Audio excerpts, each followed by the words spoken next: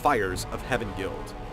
4 years after the events of the Frozen Throne, flimsy bonds that united the Alliance and Horde had since dissolved, bringing about old grudges and inflicting new wounds in the process.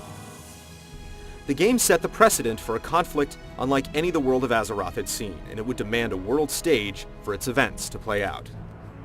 The hardcore shell of the MMO would be a tough nut to crack, but the team was equipped with a toolbox of ideas. At the end of the day, accessibility for both the hardcore and casual stood as the forefront of Blizzard's design philosophy, and it would come to define World of Warcraft as a whole. In Pardo's own words, players didn't necessarily need to know the lingo. We're going to teach them all that.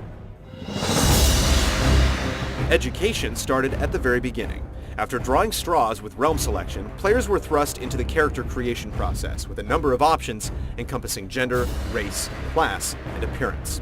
The races drew from Azeroth's established stock. Alliance players could choose from humans, night elves, gnomes, and dwarves, while the Horde players selected from orcs, trolls, tauren, and Sylvanas' newly reformed undead. The classes were Blizzard's take on classic MMO tropes, but they each had their own identities. Rage accrued in battle fueled the warrior's efforts, while a combo point system akin to Diablo II's Druid system provided the blueprint for the rogue's offense. Priests found themselves more self-sufficient with the aid of offensive shadow magic, while mages could conjure up a number of tricks to dish out the damage and food. The pet-based hunters were masters of tracking and traps, druids the jack of all trades, and warlocks, fel magic, and demonology. Rounding out World of Warcraft's roster of classes were the paladin and shaman, hybrid classes that were previously specific only to their respective factions, but have since found homes on both sides of the struggle.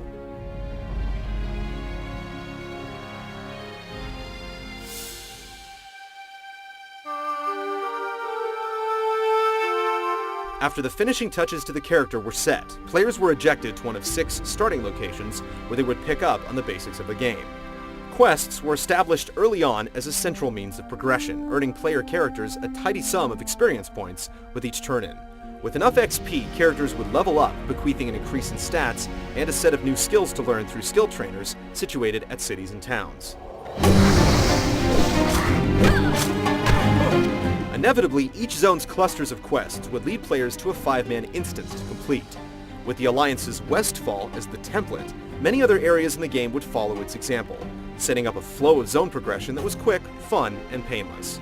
And if that rabid boar happened to get the best of you, the penalties of death weren't quite as severe as other games. Players were back on their feet in mere minutes.